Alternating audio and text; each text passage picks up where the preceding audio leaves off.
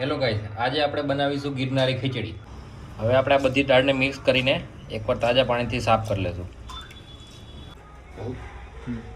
હવે આ દાળને આપણે બાફવા માટે બધી મિક્સ કરીને દાળને પાણીમાં મૂકી દેશું એટલે એકસાથે બફાઈ જાય.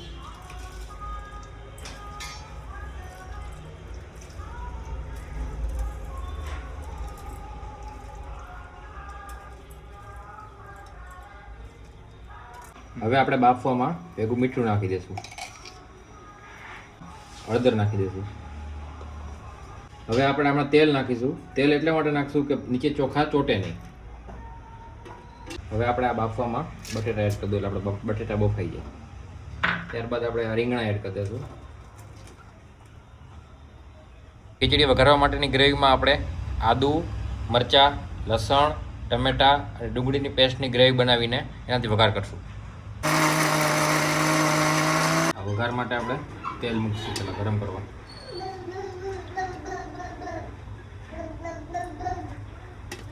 આખું જીરું નાખશું.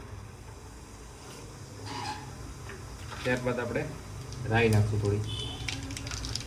હવે એમાં હિંગ નાખશું.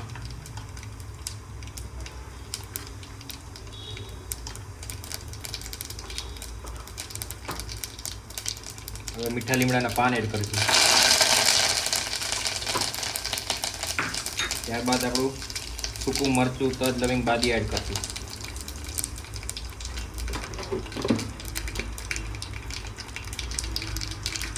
હવે મસાલો બરાબર સતરાઈ ગયો છે. હવે આપણે આદુ, મરચાં, લસણની પેસ્ટ એડ કરીશું.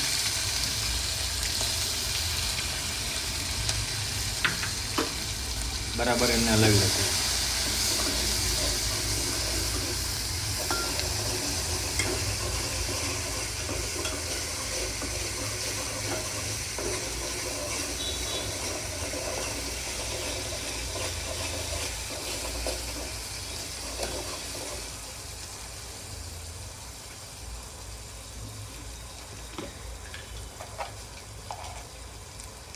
હવે આપણે મીઠું નાખીશું. એ ધ્યાન રાખવાનું કે વઘારમાં આપણે મીઠું માપનું નાખશું, કેમ કે બાફુમાં આપણે નાખેલું છે.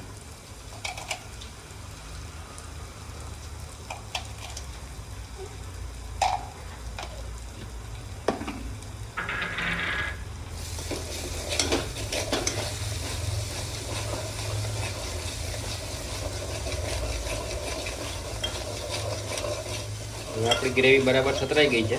હવે એમાં આપણે લસણ, ડુંગળીની પેસ્ટ એડ કરશું.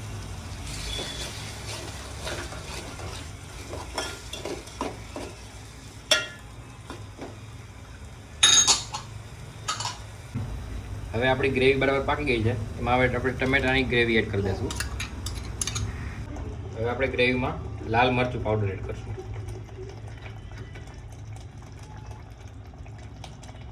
ત્યારબાદ આપણે ધાણા જીરું એડ કરશું.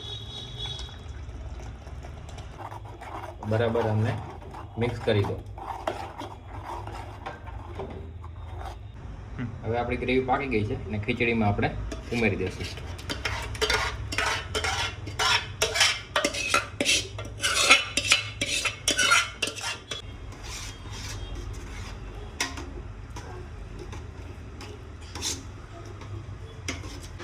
હવે આપણી ગિરનારી ખીચડી બનીને રેડી થઈ ગઈ છે. જોઈ લો દોસ્તો.